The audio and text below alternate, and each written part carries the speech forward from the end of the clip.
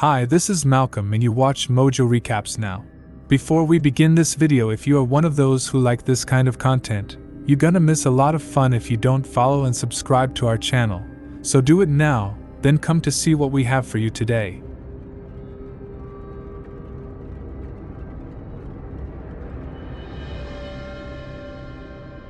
The black phone is ringing once again in the basement where he's being held.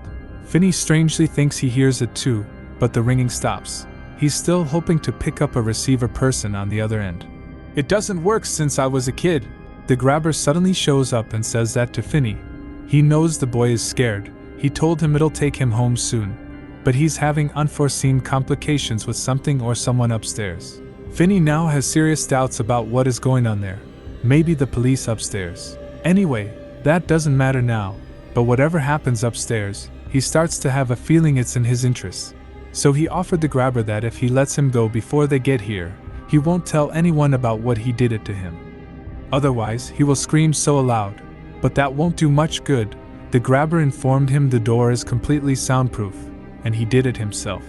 Finney has many questions, so he declares some of them. He confronts him about his history. You're the one that killed all those disappeared boys. Interestingly, the grabber denied this accusation, saying it wasn't actually him, but someone else did that. Finney is warning him that if he tries to touch him, he'll scratch his face up, and if any visitor sees him, he will ask why you have scratches on his face. This face? The grabber asked Finney that question while he was making a sarcastic gesture to his demon mask.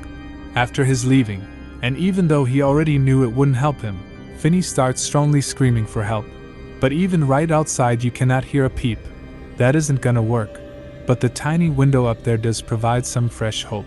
Finney starts his tries to reach the window, but can't quite make it. Then he thinks that if it was reachable or breakable, someone would have done it already before. Especially Robin, he would have been able to do it. Now there is no doubt about it. The black phone starts to ring for the third time so clearly. Finney is hesitant at first, but he decides to answer. There are only light static sounds on the other end. Finally, he felt tired, so he got some sleep. After a while, he was up, but his vision is still messed up to the point that he saw the phone moving or breathing, or something like that. But he couldn't be sure about that since he still has vision blurry as we said, so he spoke to this phone and tells stop it. Stop what? For the second time, the grabber suddenly shows up as if he came from nowhere, and asked Finney that question. Finney didn't answer him. He just complains to him that he needs food. But once more the grabber can't help him with that right now. He is still having complications thanks to his upstairs visitor. Finney is really upset, and he wonders annoyed why even coming down here if he doesn't have food. The grabber eerily tells him that he just wanted to look at him. Then he leaves the basement in a hurry. Now it's real with no doubt. The black phone rings again, and Finney can't ignore it this time. He must answer. At first, there's only a static voice until a boy's voice calls out his name. This is really terrifying for Finney. He immediately hangs up the phone, but it starts to ring once more. He picked up the phone and then quickly put it back on the hook without putting it to his ear. But in a moment the black phone ringing becomes even more incessant and strong. There is someone who so insists on contacting Finney, so he's forced to answer the phone, and he finally heard someone talk with an almost clear voice. A boy actually that who's talking to him. Finney asks him his name, but the boy tells him that he doesn't remember. That's the first thing you lose when you die. Obviously that boy knows Finney. He tells him we met only one time and that his arm is mint. Finney, shocked, realizes this is Bruce that who's speaking with him now. He tries to focus and calm down, and asks if he heard the phone too when he was here. Bruce says it did ring, but he did not hear it. Not everybody can hear it. Only you and the grabber. The grabber can hear the ringing too, but he chooses to deny it. Then Bruce provides him with a potential means of escape while he was in this prison.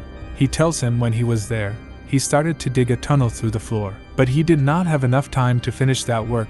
So it makes sense to Finney asked him if he thinks he'll have enough time. But there is no answer. The call is ended and Bruce is gone. Finney is seen now at the front door of a house, but he can't get out, screaming and banging on the walls for help. Gwen gets awake so nervous after she saw Finney in her dream like that, and now she's got some fresh clues about what's possibly happened to Finney. At the same time, Finney follows Bruce's words and does discover loose tiles just as described, and asked him to continue that work for escaping. Finney starts to do it indeed. He digs and dumping out more dirt down the toilet. The hole he dug now is so big, so he covers it up with an old rug he found it in the bathroom. Now he is so tired again, it's a rest time for sure. At bedtime, he starts to stare intently at the phone, but quickly, he snaps back to reality when the door opens. This is the grabber again. This time he brought some breakfast for him.